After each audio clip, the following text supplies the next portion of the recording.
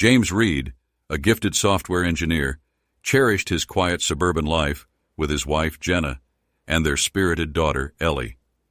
His career successes brought him respect and recognition, but his idyllic world shattered upon discovering Jenna's infidelity with the corrupt Sheriff Gregory Harris. The betrayal was devastating, but worse was to come. Harris framed James for domestic abuse, skillfully manipulating evidence and witness testimonies to secure a swift conviction. Sentenced to 5 years and 2 months, James lost everything he had worked for. After serving his time, he was released, spotting Jenna, Ellie, his in-laws, and his brother waiting at the prison gates. Unwilling to confront them, he informed a guard about a fabricated restraining order and requested an alternate exit.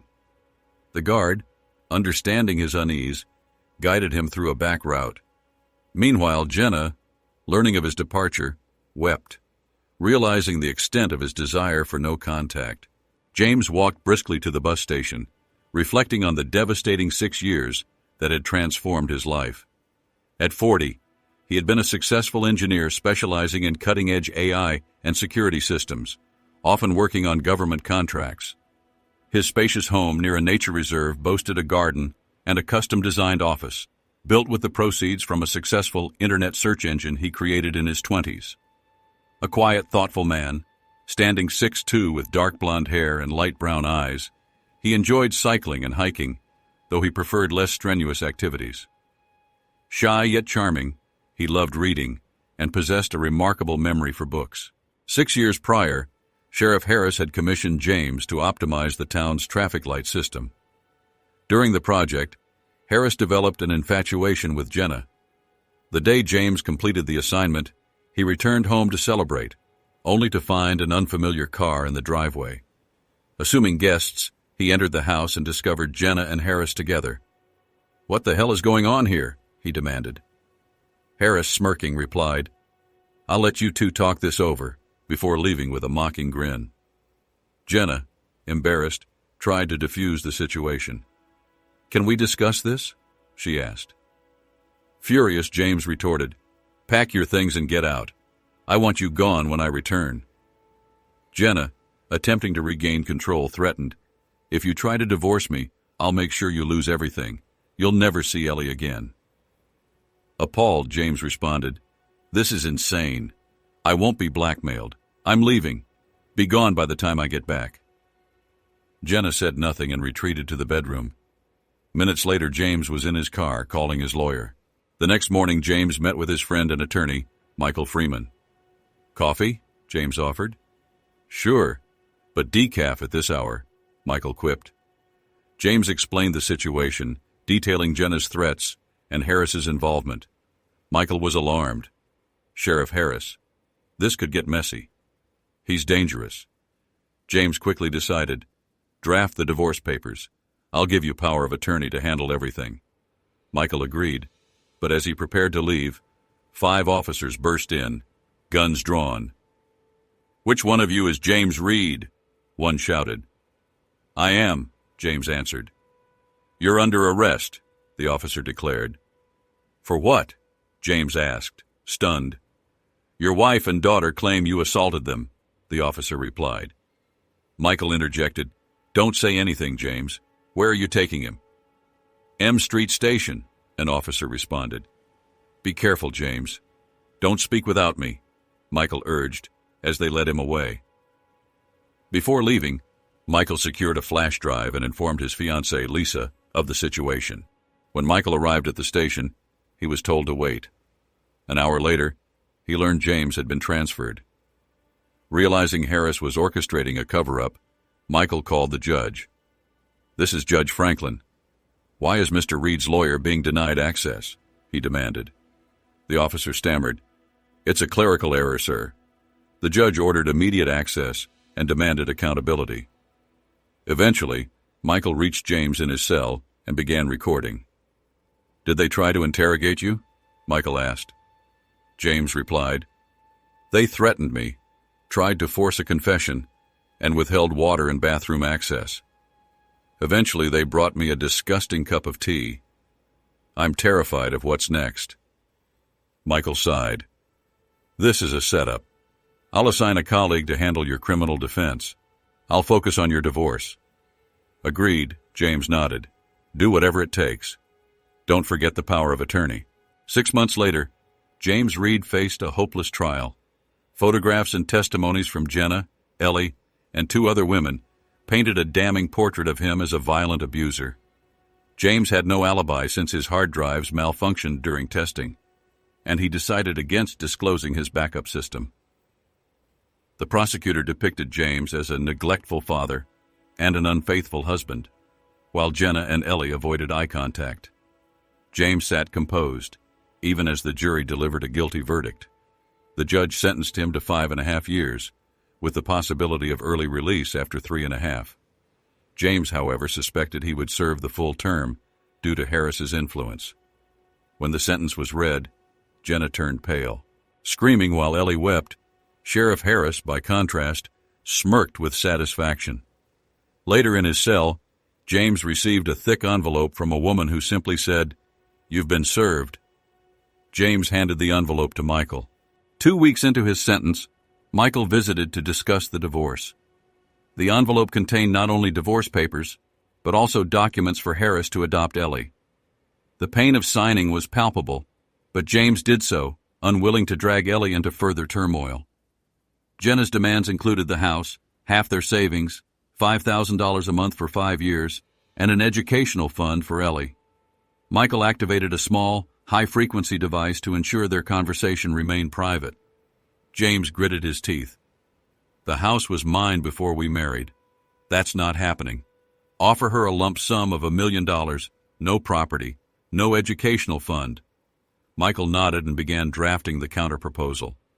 Turning off the device, Michael asked, "What about the investment fund? Did you mention the amount to her?" James shook his head. "No. Did the city pay for the traffic light upgrades?" Michael frowned. "Not yet." James instructed, "Remind them they owe me $175,000. I might need your help with that down the line."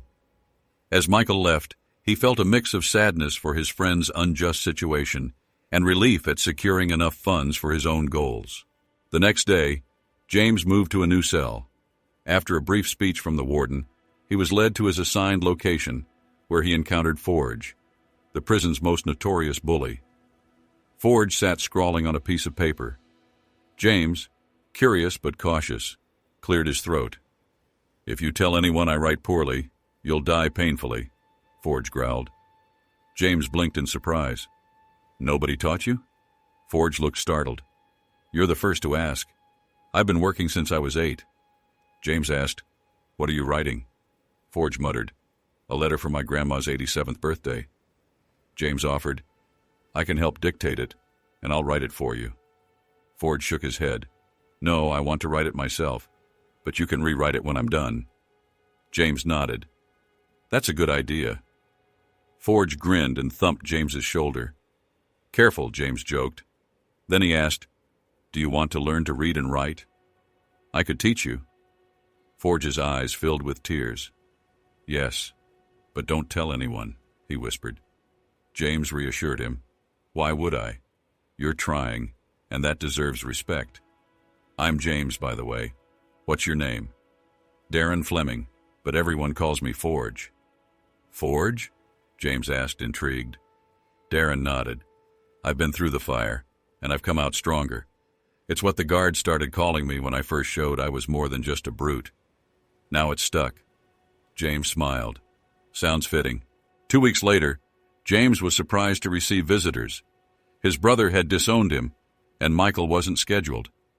In the visiting room, he saw Jenna and Ellie with a guard stationed behind them. James, scoffing, said, "If you're here for fun, this is your chance." Turning to the guard, he added, "I'm done. Take me back." As he walked away, Jenna cried, "James, please wait." But he didn't look back. Later, James asked the guard, "Can I block future visits from them? They've got a restraining order but show up just to provoke me." The guard promised to consult the warden. When Michael visited the following week, he presented a revised divorce proposal. "She's willing to drop half the money if she can talk to you," Michael explained. James frowned. "Tell her I'd rather lose $500,000 than talk to her." Michael hesitated. That's a steep price. James insisted. It's worth it. Please deliver the message. Changing the subject, he added, also, could you bring children's books? Beginner to advanced levels, 2 per level. Michael, surprised, asked, why? James explained, I'm teaching Forge to read. Michael laughed. That's so like you, James. I'll get them. The next week, James received the books, sparking curiosity among the guards and prisoners. As one guard unpacked them, he remarked on James's intelligence. James shrugged and stayed silent. Back in the cell, Forge scowled at the attention. Ignore them, James said, handing him a book. Start with these. I'll have questions after you finish. Forge grumbled. Why books? I just want to read so people can't trick me. James replied, books teach you more words and ideas. You'll enjoy it once you start. Darren nodded reluctantly. Okay, but only because you called me your friend. James smiled, extending his hand. Are we friends? Forge's massive hand engulfed his. Yeah, Forge said softly. You're my first and only friend. One day, James returned to his cell, bruised. Forge jumped up, alarmed. What happened? He demanded.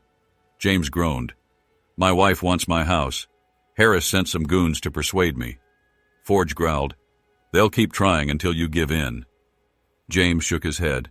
I won't. The house has too much sentimental value. Forge asked for a description of the attackers. James detailed one of the 4 men before heading to the infirmary. The next day, 4 inmates landed in the infirmary, sending a clear message. Leave James Reed alone. Over the following month, Darren Forge Fleming proved to be a quick learner and an eager reader. His enthusiasm inspired other inmates to seek James's help, earning James the nickname Dr. Reed. Before long, James had a class of about 10 prisoners, eager for education and guidance. During one session, the group discussed life after prison and the challenges of finding stable jobs. Many nodded, admitting they ended up back in prison because of limited opportunities. This sparked an idea in James. He asked each prisoner what kind of business they'd like to start. One inmate, a baker, dreamed of opening his own bakery.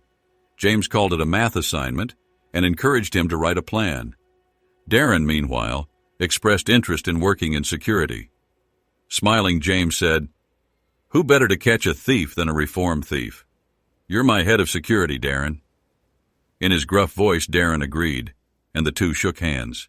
When Michael visited, James shared his idea for an investment fund to help former prisoners start businesses.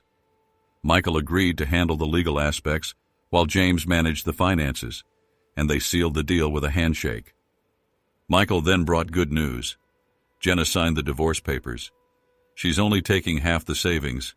No alimony. She realized she couldn't make you talk. She's dropped the house in Ellie's fund.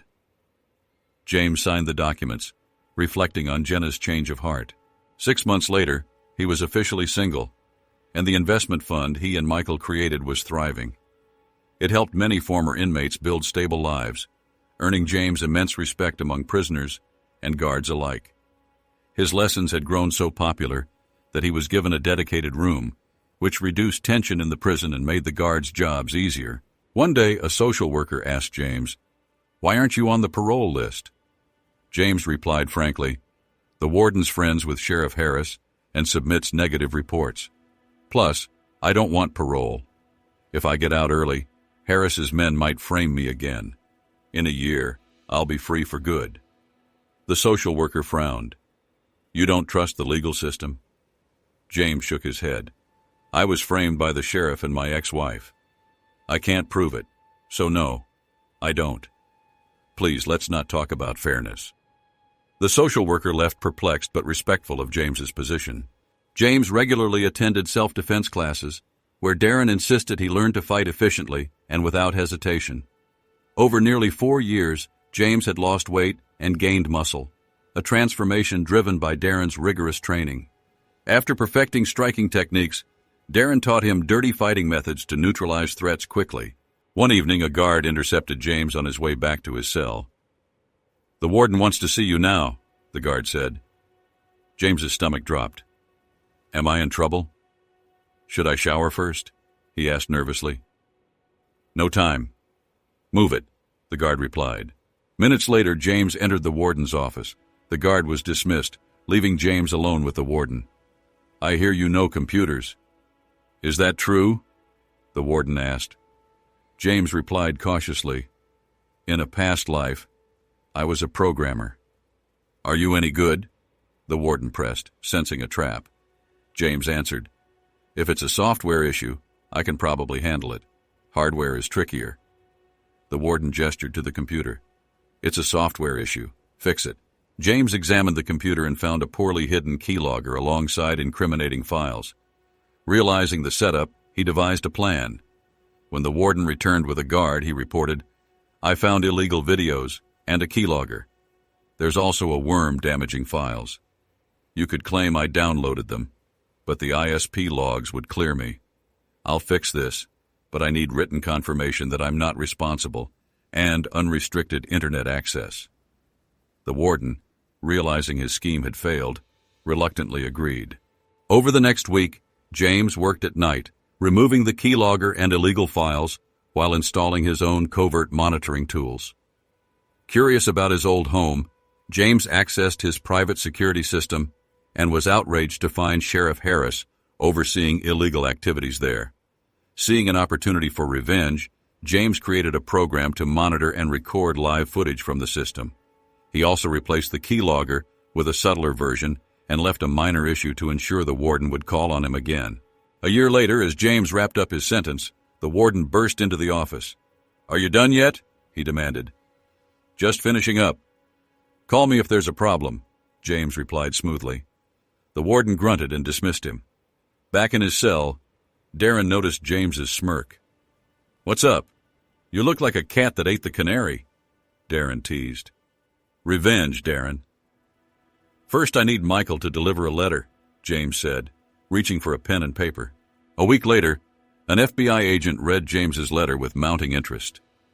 It detailed Harris's crimes, including video evidence and access credentials. The agent asked Michael, Can we verify this? Michael replied, I've got all day. After confirmation from IT specialists, they found proof of Harris's illegal operations, including live footage from James's security system. This evidence was enough to arrest Harris and begin dismantling his network. Just before James's release, a shackled and furious Sheriff Harris was escorted into the prison. Spotting James's grin, Harris shouted threats, but Darren's menacing glare silenced him. Later, James met with a visitor in a private room. Your information caught him in the act. Harris will spend decades behind bars. You may even get a reward for reporting his tax fraud. James replied, Seeing him locked up is reward enough. That night, Harris was warned to stay away from James and his family. Shortly after, James left the prison through a back door, boarding a bus. He felt relief, but knew he had work ahead. He had his freedom, his skills, and a burning desire to rebuild his life. After a short ride and a walk, James arrived at a garage where he was warmly welcomed. Doc, you're free. Want a drink? The man asked. James smiled. No thanks. I need transportation. What do you have? The man grinned. Mike said you'd be stopping by. I've got a truck, clean, low mileage, and four-wheel drive. It's perfect for you. James nodded. How much? The man blinked, startled. I can't charge you after everything you've done for me. James shook his head. I appreciate that, but I insist. I'll take a discount, but nothing for free. The man sighed. Mike said you'd say that. Let's work it out over tea. While waiting for the paperwork, James inspected the truck. Once finished, he started it up and headed out to visit an old friend. Late in the afternoon, he settled into a comfortable chair at Michael's house, where Michael's wife, Lisa, greeted him warmly. It's been a long time since I sat in a chair like this, James admitted. Lisa smiled. She had always believed in James's innocence and noticed the toll the years had taken. His face lined with worry, and his eyes now steeled with determination. Despite it all, James's polite nature endured. He had even brought flowers, remembering Lisa and Michael's wedding, which he had missed. Lisa mentioned Michael would be home soon with Indonesian takeout, James's favorite. When Michael arrived, he burst through the door laughing. "What's that ugly blue truck in my driveway?" he teased before embracing James. "Welcome back. It's so good to see you." James nodded, momentarily speechless. Lisa patted him on the back. "It's okay. Take your time," she said softly. James shook off his thoughts and glanced around. "It's a beautiful home," he commented. The tension broke as Lisa asked, "What can I get you to drink?" James replied, "Just sparkling water. I haven't had alcohol in over 5 years, and I'd like to keep it that way." They enjoyed dinner, and Lisa announced, "Tonight's for celebrating. Tomorrow, you can fight your battles. Understood?" Both men agreed, and for the first time in nearly 7 years, James felt a sense of peace. As the evening ended, Michael informed James they had a guest room prepared for him. Embarrassed, James protested, "I can stay at a hotel." Lisa waved him off. "No arguments. You'll stay here, and tomorrow we'll visit your house together." James relented, grateful. "Thank you. I'm exhausted. Show me where to sleep." Lisa softened her tone as she said goodnight. "You big fool. Remember we love you." That night, James struggled to sleep, the quiet disconcerting after years of prison noise. He eventually drifted into a restless slumber. The next day, Lauren Winstead, a neighbor, watched through binoculars as James arrived at his house. She saw him step out of a blue truck, accompanied by Michael and Lisa. They seemed sympathetic, offering support as James retrieved a crowbar from the truck before entering the home. Inside, James surveyed the destruction. The kitchen was filthy, the bedroom ruined, and electrical wiring had been cut. All valuables were gone. It didn't feel like home anymore. Fetching his camping supplies from the truck, James started making the house livable. Lauren returned from picking up her son Tim, just as James broke down. Lisa consoled him while Michael quietly reassured, "It's okay. We're here for you." After a long moment, James calmed down, hugged his friends, and thanked them.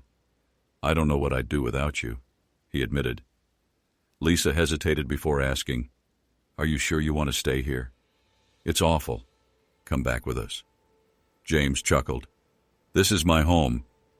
I'll make it mine again, but I do need a new phone and your numbers." Michael and Lisa handed over their business cards before leaving.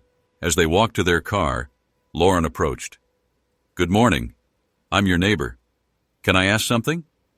Lisa replied curtly, "You can ask, but we might not answer." Lauren explained, "Things have been rough around here, and I'm worried about safety. Is your friend okay?" Michael laughed, but Lisa replied, "Lauren, your neighborhood just improved. James isn't okay yet, but he's one of the kindest people I know. He'll be the best neighbor you've ever had." With that, they drove off, leaving Lauren intrigued. James assessed the damage to his house. The electrical panel had been stripped, though the solar power box for his security system was intact. As he started cleaning, Lauren watched from her window, weary but curious. The next morning, she saw James working on a laptop. A quick search revealed his prison sentence for assaulting his wife and daughter, which confused her, given Lisa's reassurance. During breakfast, Lauren noticed a car with RNF services arrive. 2 men greeted James, their slogan reading, "We learned honesty the hard way, now offering honest work at a fair price." James directed them to clean the kitchen, bedroom, and office, discarding everything ruined.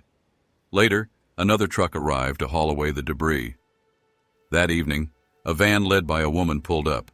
She handed Lauren flowers from Dr. Reed and apologized for the noise. Surprised, Lauren waved at James. 2 weeks later, James and a contractor planned the home's restoration. Though most of the house remained unlivable, he had made progress. One rainy evening, James noticed Lauren's car struggling in the driveway. Grabbing an umbrella, he approached. "Good afternoon. I'm James Reed, your neighbor." He introduced himself with a faint smile. "Sorry, I'm in a hurry to pick up my son, Tim, but my car won't start," Lauren admitted. James inspected it briefly. "Your car is not going anywhere.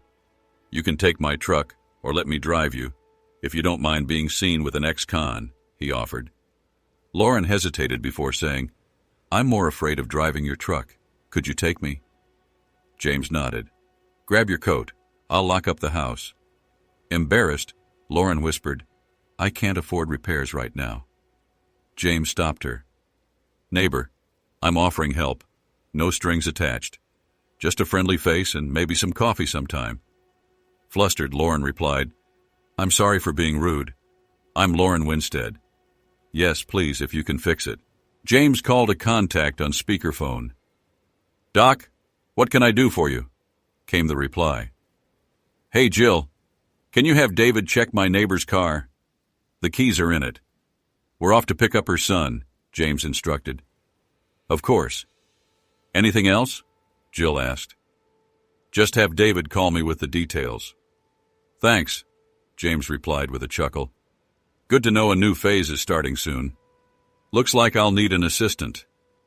Lauren, feeling embarrassed, asked, "How can I get my car fixed quickly?" James reassured her. "Don't worry. David's already on his way with a tow truck." "Are you their boss?" Lauren inquired. "No," James explained. "I just helped them start their business. Mike Freeman and I founded IPC and RNF services to support former inmates. That's why I get a little extra help." Lauren looked at James with newfound respect. When they arrived at the school, Tim spotted the blue truck and exclaimed, "Cool! Our neighbor's truck. Why is it here?" "Our car broke down," Lauren explained. James introduced himself. "I'm James. If your mom agrees, you can call me that too. Let's head home." Back at her house, David pulled James aside and whispered, "This car is a disaster. The engine's toast, and everything else is worse. What should we do?" James replied, "She needs a car. Do you have something suitable?" David nodded. "I've got an SUV, but the color's awful." "Bring it over and send me the bill," James instructed. David approached Lauren and said, "I need your car keys and paperwork." Near tears, Lauren stammered, "I need this car. I can't afford repairs." David reassured her, "Don't worry. Doc sorted it all out. I'll bring you a replacement tonight." Lauren hesitated, then asked, "James took care of this? Does he always do things like that?" David smiled. "Yes. He's one of the nicest people I've ever met. Honest, generous, and never asking for anything in return. A lot of people owe him. But let me give you some advice. Don't start thinking of it as a free ride. He doesn't deserve that." David paused and added, "And just so you know, I don't believe for a second he ever hurt his ex-wife or daughter. He doesn't have it in him." Meanwhile, James accessed his backup hard drives, which contained recordings from before his imprisonment. The footage revealed Jenna breaking her marriage vows, James's confrontation, and Sheriff Harris orchestrating the plan to frame him. James sat in silence, tears streaming down his face as he replayed the betrayal. One chilling moment showed Harris saying, "This man is a threat. He must be silenced permanently." James stopped the footage and called the FBI. When the agents arrived, James handed over 2 discs and said, "I need certified copies of these recordings. They prove I was framed and imprisoned despite my innocence. Now it's time to settle accounts." Jenna, working as a legal secretary in a job Harris had arranged, felt trapped and guilty, but maintained her lies. One day, the prosecutor summoned her, but when she arrived, FBI agent Fuller greeted her. "We're reopening James Reed's case," Fuller said, showing footage of her and Harris plotting against James. Jenna fainted. When she regained consciousness, the prosecutor was in handcuffs. Fuller declared, "You thought you could get away with this? We have months of recordings, including a murder plot." A week later, Jenna confessed, and Harris was charged with numerous crimes. He faced life in prison, while Jenna was convicted of false reporting and perjury. James, determined to shield Ellie, made it clear he didn't want her left without a mother. However, he sought damages against Jenna, suing her for $100,000 for each year he was imprisoned. He also sued for $1 million per year, plus damages for his home and property. The city quickly settled its part in James's unjust imprisonment. Harris, arrogant as ever, dismissed the lawsuit, but the court ruled in James's favor. Harris lost his fortune, which was placed in a trust fund for James and Mike's investment company. Jenna, terrified by the lawsuit, lost her job and faced losing her home. In prison, she was ignored by fellow inmates and informed by a cynical guard about the investment program James had started. Because of her betrayal, Harris learned James was awarded $5 million in damages and $500,000 for renovations. Enraged, Harris screamed threats, but within a week, rough visitors silenced him. By then, James had been out of prison for a year. He and Darren Forge Fleming were rebuilding his life, one step at a time. Fleming and James had become close, and James's home, though sparsely furnished, was restored. One tempestuous night, after discreetly acquiring all the houses on his cul-de-sac, James spotted Rose and Tim shivering and drenched in their doorway. He grabbed a pair of raincoats and hurried out. "What are you doing?" "You'll catch your death," James exclaimed. "Here, put these on and come inside." Rose initially wavered, but a glance at James prompted a nod. Once inside the cozy warmth of James's house, she murmured, "I'm so sorry." I panicked. James's tone softened. "I'm sorry for shouting. I was just worried." "What happened?" "The electrical panel blew," Rose explained. "Okay, someone will look at it tomorrow. Stay here tonight. I'll make up beds for you and Tim." "No arguments," James insisted. He found some clean t-shirts and directed Rose to the bathroom for a hot shower. Setting up his flip phone in the office, he noticed Rose in the doorway, looking slightly abashed.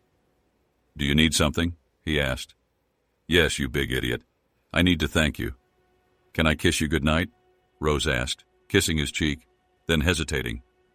"Why did your ex-wife leave you and treat you so badly?" "I don't know. Either way, she's behind bars now," James replied, blushing. Rose hurried off to get dressed. Upon her return, James explained, "I designed hidden backup security systems. The external one exposed Harris's crimes, and the internal one proved my innocence, sending her away." Guiding her to bed, he added, "We have a busy day tomorrow." The next morning, a contractor, Darren, whom James had introduced to Rose through Forge, inspected her house. Tim chuckled as he shook Darren's large hand. Inside, Darren whispered to Rose, "Don't drink James's coffee unless you water it down." Rose laughed. "I know, I tried it this morning."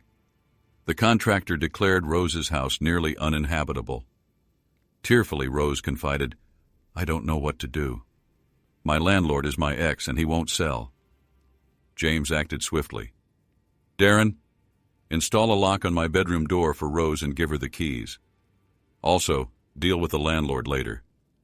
Turning to Rose, he asked, "Would you like to work for me full-time, either here or remotely once your house is fixed?" "I don't have references, and I need to care for Tim," Rose said. "You can work here. I'll set up a room for Tim and help with his homework." "Say yes." "It'll benefit both of us," James gently replied. Surprised, Rose asked, "Do you like me?" "Why not?" "If you were just a roommate, I'd have put you in a rental by now," James teased. "Now say yes. Mike and Lisa will help set it up." Rose hugged James, kissed his cheek, and said, "When do I start?" "Now," James replied, smiling. "Suddenly I feel like decorating." "You can stay here during renovations," James offered. "Yes," Rose replied, smiling. "And Tim will be thrilled. But first, I need to quit my old job." "Can I use your phone?" she asked. Meanwhile, Tim discovered an old robot James had built. Excited, he called out, "What's this? Who made it?" James smiled. "I did. Let's find some batteries and a remote so you can play with it outside." 10 minutes later, Tim was happily maneuvering the robot up and down the driveway. While Tim played, James arranged for a babysitter, and an hour later, he and Rose headed to the mall. "I quit," Rose announced, sliding into the passenger seat. They weren't happy, and even offered me a promotion. More work, of course. James, pulling into the parking lot, commented, "Too little, too late." "What do you offer?" Rose asked, noticing his concerned tone and feeling a spark of warmth. Teasingly, she added, "What do you offer?" James replied with a smirk, "You'll start with $4,000 a month, free housing, and my eternal gratitude." "Deal!" Rose exclaimed, laughing. "But free housing?" You haven't even bought a house yet. Don't underestimate Darren's negotiation skills, James replied confidently. 2 weeks later, Rose was amazed by the speed of the renovations. Her house was becoming livable again, but she felt a pang of sadness at the thought of leaving James's. They'd settled into a comfortable routine, including morning cardio and workouts. Rose struggled initially, but soon saw real progress. One evening, Tim excitedly announced, "I have a new math teacher." Rose, distracted by thoughts of James, noticed a car idling in her driveway. She observed it for a while, but was drawn back into Tim's chatter about the robot he and James were assembling. After half an hour, the car remained, so Rose approached and knocked on the driver's window. Inside sat a tearful young woman. It was Eleanor, Ellie Reed, James's estranged daughter. Ellie had become a math teacher after abandoning her AI studies, forced to find work when her mother was imprisoned. She'd heard about construction in the area from a student, and, feeling envious, suspected her father might be involved. Seeing how much older and more worn he looked, Ellie wept, but hesitated to approach him. "You're not okay," Rose said gently through the window. "Come inside to calm down. You're in no condition to drive." Inside, Tim greeted her cheerfully. "Hello, Miss Ellie. Why are you here?" Rose maintained her composure. "I'm Rose Wade. Who are you?" "Eleanor Reed, but call me Ellie," she replied softly. "Tim's math teacher." Rose's mind clicked. Reed, James's last name. "Your father," she began. Ellie nodded sadly. "Yes. I haven't seen him in over 6 years." Fleming and James had grown close, and James's minimally decorated home felt comfortable. One stormy night, after quietly purchasing every house on the cul-de-sac, James saw Rose and Tim huddled in their doorway, soaked and shivering. Grabbing 2 raincoats, he rushed out.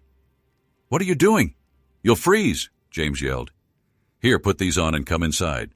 Rose hesitated, but after a look at James, she nodded. Safe and warm inside, she looked down, embarrassed. "I'm sorry. I panicked," she whispered. James softened. "I'm sorry for yelling. I was worried." "What happened?" "The electrical panel exploded," Rose explained. "Okay, someone will check it tomorrow. Stay here tonight. I'll set up beds for you and Tim." "No arguments," James insisted. He found clean T-shirts and guided Rose to the bathroom for a hot shower. While setting up his flip phone in the office, he noticed Rose in the doorway, slightly embarrassed. "Do you need something?" he asked. "Yes, you big idiot. I need to thank you." "Can I kiss you good night?" Rose asked. She kissed his cheek, then hesitated. "Why did your ex-wife leave you and treat you so badly?" "I don't know." "Either way, she's in prison now," James replied, blushing. Rose hurried off to get dressed. When she returned, James explained, "I designed hidden backup security systems. The external system exposed Harris's crimes, and the internal system proved my innocence, landing her in jail." Sending her to bed, he added, "We have a busy day tomorrow." The next morning, a contractor, Darren, inspected Rose's house. James, introducing Darren through Forge, made Tim laugh as he shook Darren's large hand. Inside, Darren whispered to Rose, "Don't drink James's coffee unless you add water." Rose laughed. "I know. I tried it this morning." The contractor reported Rose's house was nearly uninhabitable. Tearfully, Rose confided, "I don't know what to do. My landlord is my ex, and he refuses to sell." James acted quickly. "Darren, install a lock on my bedroom door for Rose and give her the keys. Also, handle the landlord later." James asked Rose, "Would you like to work for me full-time, either here or remotely once your house is fixed?" "I don't have references, and I need to care for Tim," Rose said. "You can work here. I'll set up a room for Tim and help with his homework." "Say yes. It'll benefit both of us," James replied gently. Surprised, Rose asked, "Do you like me?" "Why not? If you were just a roommate, I would have put you in a rental by now," James teased. "Now say yes. Mike and Lisa will help set it up." Rose hugged James, kissed his cheek, and said, "When do I start?" "Now," James replied, smiling. "Suddenly I feel like decorating." "You can stay here during renovations," James offered. "Yes," Rose replied, smiling. "And Tim will be thrilled. But first, I need to quit my old job." "Can I use your phone?" she asked. Meanwhile, Tim discovered an old robot James had built. Excitedly, he called out, "What's this? Who made it?" James smiled. "I did. Let's find some batteries and a remote so you can play with it outside." 10 minutes later, Tim was happily driving the robot up and down the driveway. While Tim played, James arranged for a babysitter, and an hour later, he and Rose headed to the mall. "I quit," Rose announced, sliding into the passenger seat. They weren't happy and even offered me a promotion. More work, of course. James, pulling into the parking lot, commented, "Too little, too late." "What do you offer?" Rose asked, noticing his concerned tone and feeling a spark of warmth. Teasingly, she asked again, "What do you offer?" James replied with a smirk, "You'll start with $4,000 a month, free housing, and my eternal gratitude." "Deal," Rose exclaimed, laughing. "But free housing? You haven't even bought a house yet." "Don't underestimate Darren's negotiation skills," James replied confidently. 2 weeks later, Rose was astonished by the renovation's speed. Her house was becoming livable, but she felt a tinge of sadness at leaving James's. They'd fallen into a steady routine of morning cardio and workouts. Rose struggled initially, but soon saw real progress. One evening, Tim excitedly announced, "I have a new math teacher." Rose, distracted by thoughts of James, noticed a car idling in her driveway. She watched it for a while, but got pulled back into Tim's chatter about the robot he and James were assembling. After half an hour, the car was still there. So Rose approached and knocked on the driver's window. Inside sat a tearful young woman. It was Eleanor, Ellie Reed, James's estranged daughter. Ellie had become a math teacher after leaving her AI studies, forced to find work when her mother was imprisoned. She'd heard about construction work in the area from a student and, feeling envious, suspected her father might be involved. Seeing how much older and worn he looked, Ellie cried but hesitated to approach him. "You're not okay," Rose said gently through the window. "Come inside to calm down. You're in no condition to drive." Inside, Tim greeted her cheerfully. "Hello, Miss Ellie. Why are you here?" Rose maintained her composure. "I'm Rose Wade." "Who are you?" "Eleanor Reed, but call me Ellie," she replied softly. "Tim's math teacher." Rose's mind clicked. Reed, James's last name. "Your father?" she began. Ellie nodded sadly. "Yes, I haven't seen him in over 6 years." She sank onto the floor, overwhelmed. Rose helped her to the couch and sent Tim to his room. "We need to talk," she told Ellie. Once alone, Rose assured her, "You'll stay here tonight. Your father taught me to help when needed." Ellie sighed with relief, finally having someone to confide in. "I know almost everything," Rose continued. "Your father never mentioned your role, only that Gregory Harris adopted you." Ellie shook her head. "I refused the adoption. I stopped talking to my mother when I realized what they'd done to my father. When Harris tried to enter my room while I was dressing, I hit him and left that house as soon as I turned 18. It wasn't home anymore. My mother and Harris broke up soon after." Rose absorbed the information, realizing James believed his daughter had been adopted. "We need to find a way to reunite you with your father," she said. "He still keeps a photo of you on his desk." Ellie lightly touched Rose's hand. "You love him, don't you?" she asked. Blushing, Rose admitted, "Yes, but I don't know if I have a chance." Ellie smiled faintly. "I think you do. My mom said he's very shy and won't impose on women. The more he cares, the more distant he becomes. Please take care of him. I want to see him happy." Ellie's words gave Rose a difficult night.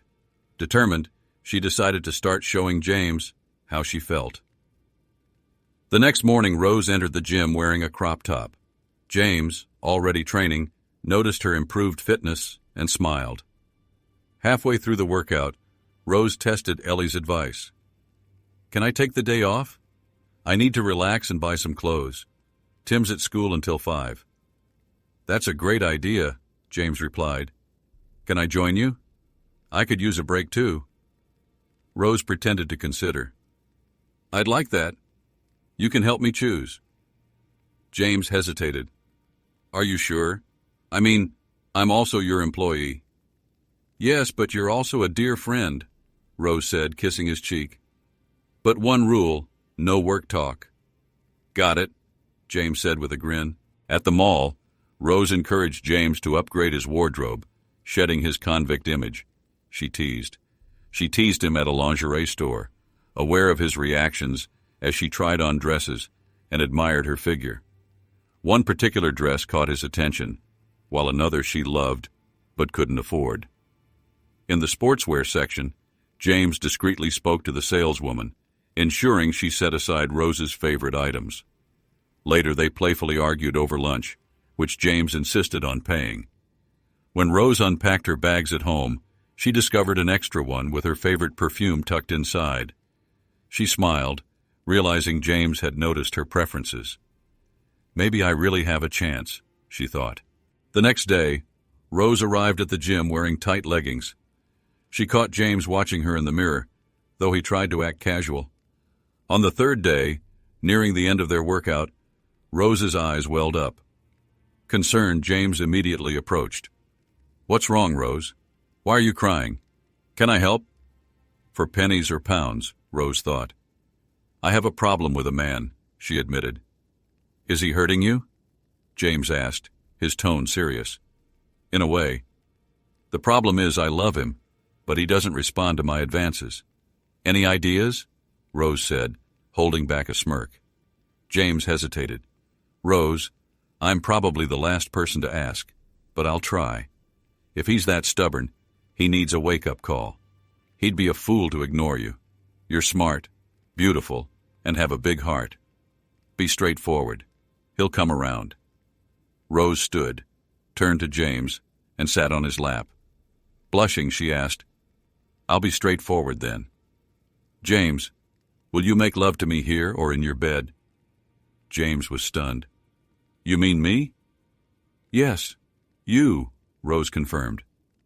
"Rose, do you love me?" James asked softly. Her nod and smile gave him his answer. "This makes me so happy, Rose. I love you too. I've loved you since you sat on your doorstep covered in dust." "Why didn't you tell me?" Rose teased. "I couldn't. I'm your employer and landlord. I promised no strings attached," James explained. Rose kissed him. "Sometimes you're too decent for your own good.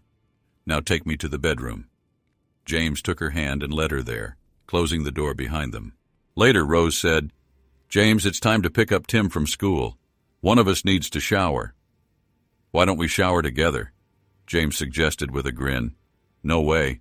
If we do, we'll never make it in time." "I'll go first and get Tim," Rose replied, laughing, as she headed to the bathroom. James reluctantly agreed, content and happy. Rose showered, dressed, and drove to Tim's school. When she arrived, Tim was chatting with his math teacher, Ellie. Rose sent Tim to the car, and Ellie smirked. "Found your man? You're walking funny." Rose laughed. "Thanks for the tip about your dad. I almost had to drag him to bed. I promise I'll help you reconnect with him. But be patient. He's sensitive about this." 6 weeks later, during a workout, Rose struggled more than usual. James noticed her discomfort and grew concerned. Later that morning, Rose refused her usual coffee, opting for tea instead. When someone passed by with a cheddar sandwich, she bolted to the bathroom. James put the pieces together and gently told her to take the day off. He then went to the mall to visit a jeweler. The next morning, Rose felt better but skipped training, claiming a lingering virus. When she arrived at her office at 9:30, she found 2 small boxes on her desk. Opening, the first box held an antique pocket watch with a gold chain and a note. "Time flies, and life is too short to waste." An employer wonders if his personal assistant would allow him to make her an offer. He thinks she is beautiful inside and out and believes that over time, she will only become more so. Feeling a warm glow, Rose opened the second box and found 3 pregnancy tests. Realization dawned. James had noticed before she had. A mixture of joy, anxiety, and surprise filled her as she looked up. James appeared in the doorway. Blushing, Rose said modestly, "Yes, my employer can make an offer." James smiled and silently took her hand, leading her outside. Standing in the sunlight, he asked loudly, "Rose Wade, will you do me the honor of becoming my wife?" "Yes, you fool. You didn't need to ask formally." "I'd have said yes anyway," Rose exclaimed. Cheers erupted as about 100 onlookers applauded. James slipped an emerald-cut palladium diamond ring onto her finger, and Rose beamed. "Oh my God, this is wonderful," she exclaimed. Tim appeared with champagne and glasses. "I bet on yes," James said, winking at Rose. "As you can see, I was prepared." The celebration carried on into the garden. Afterward, Rose and James sat quietly in the living room, looking out at the forest. "Where do you want to live?" James asked. "We can stay here or build something new. This house needs renovations, especially with a baby on the way." "And what about your old house?" "I like this house," Rose replied. "It's spacious and bright, with happy memories. Let's stay here. As for my old house, it's yours." James smiled. "When Darren bought it, I re-registered it in your name. It's your decision now. Do you know someone who might want to live there, or should we sell it?" Rose considered carefully. James was ready to agree to anything, so she wanted to choose wisely. "I need to think. I might know someone." The next day, after picking up Tim, Rose and James discussed potential changes to the house. James suggested adding a pool, a balcony, and an extension for Tim. Rose took a deep breath and said, "I have someone in mind for my old house, but please listen carefully before responding." James nodded. "Who is it?" "Tim's math teacher," Rose said cautiously. "She needs a place to live. Her house is being repossessed. Her name is Eleanor Reed." James froze. "What?" Rose took his hands and explained, "It's your daughter, Ellie. She didn't know the full extent of what happened to you. Harris distorted her testimony and blocked her from seeing you. She even punched Harris when he tried to enter her room. Darren confirmed her story." James's face shifted through a range of emotions before he whispered, "Poor girl. What do we do now?" Rose kissed him. "Harris will pay, but don't do anything illegal. We have a baby on the way." "Yes, all 3 tests were positive. I can't risk you going back to prison." James exhaled deeply. "I won't do anything illegal." "But what about Ellie?" "Leave it to me," Rose replied. "Can you take an Uber home? The contractor and I will work on the house plans." "I trust you," James said with a smile. "Go get Tim and Ellie from school." At school, Tim ran to Rose, who whispered, "Can you call Miss Reed over?" Tim returned with Ellie, who looked worried. To ease the tension, Rose smiled brightly and said, "I have a home for you." "Really?" "I can pay for it," Ellie replied cautiously. "Yes," Rose assured her. "Get in the car, and we'll go take a look."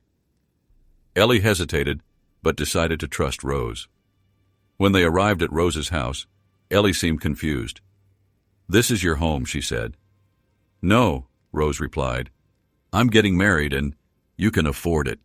You just need to meet the owner." Ellie grew wary. "I'm not sleeping with him," she said firmly. Laughing, Rose responded, "No, honey, he wouldn't even think of that. When can I meet this mystery landlord? And when can I move in?" "Now and tomorrow," Rose said, driving to James's house. As they approached, Tim ran ahead and knocked on the door. James opened it and asked, "Hey, big guy, are you alone?" Tim grinned. "No, Mom's here with my math teacher. She's going to live in our house, right?"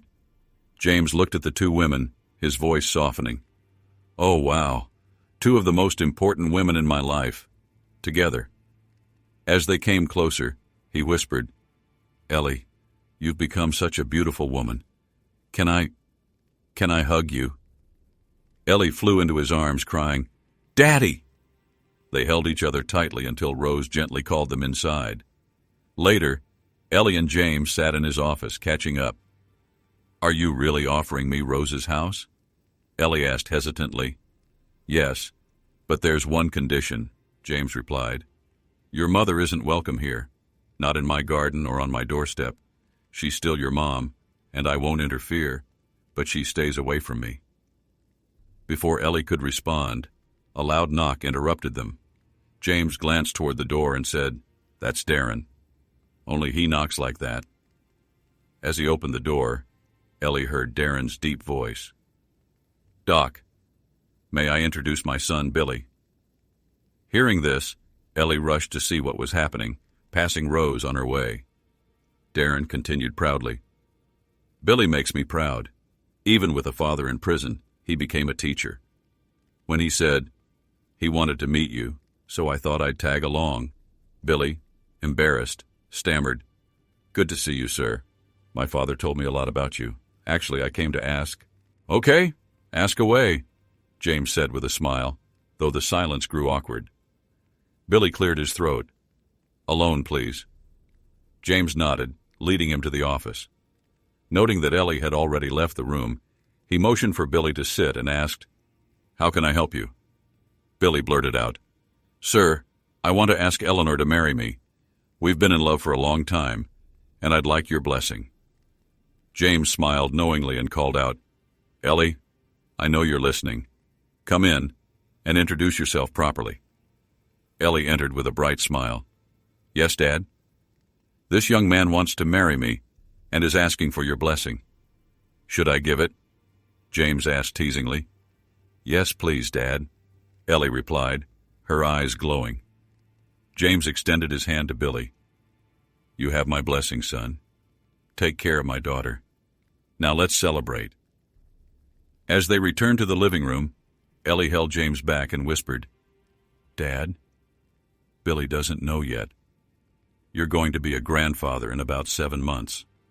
The doctor confirmed it this morning." James's face lit up. "Ellie, you've made me so happy. How about a double wedding with Rose and me?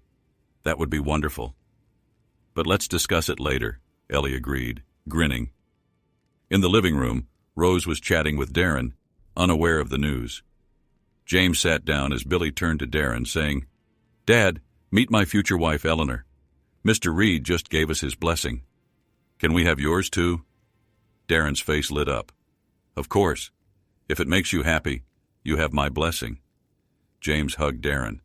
"Now we're family in more ways than one." Billy looked puzzled until Ellie gently said, "You're going to be a dad, Billy." Billy did a celebratory dance of joy as Ellie explained.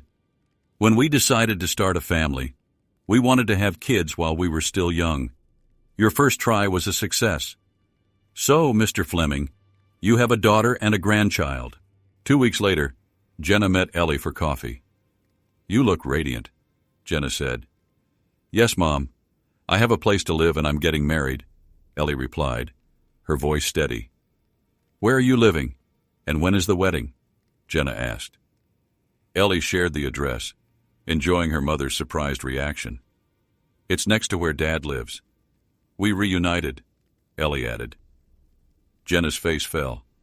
"Can I stay with you when I'm released? I have nowhere to go. I'll need a job too." Ellie took a deep breath. "You can stay until the baby is born.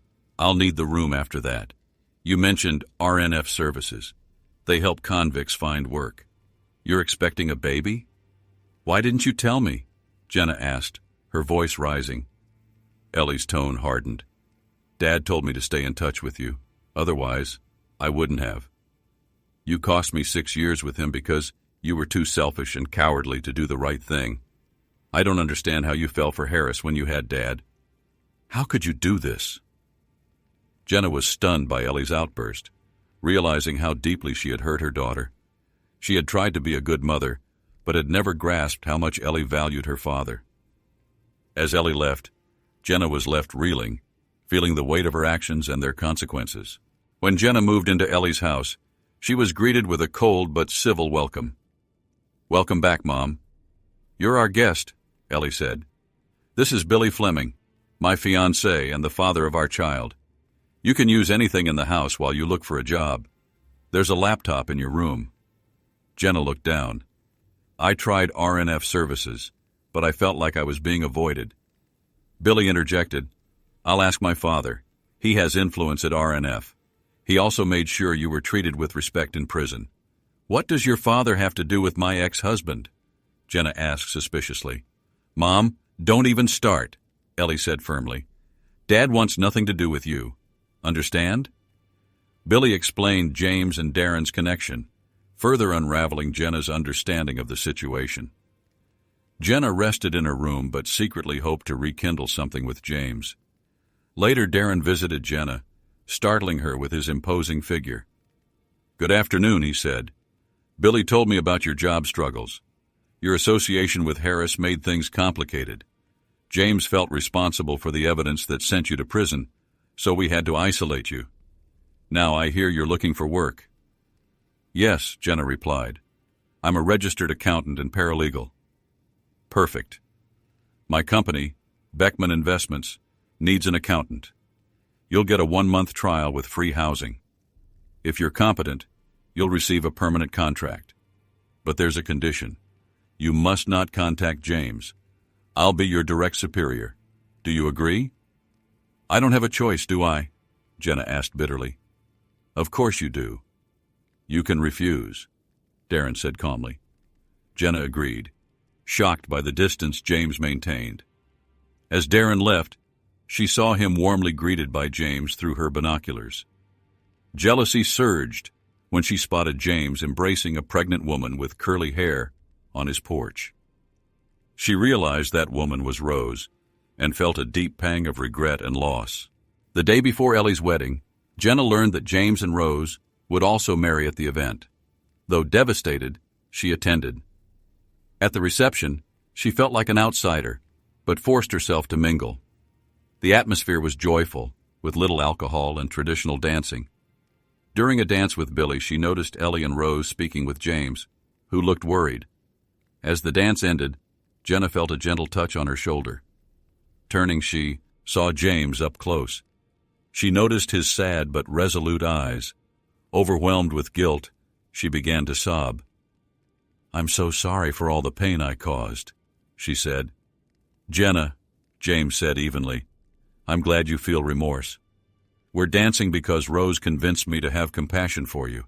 I hated you, but she helped fill the void you left.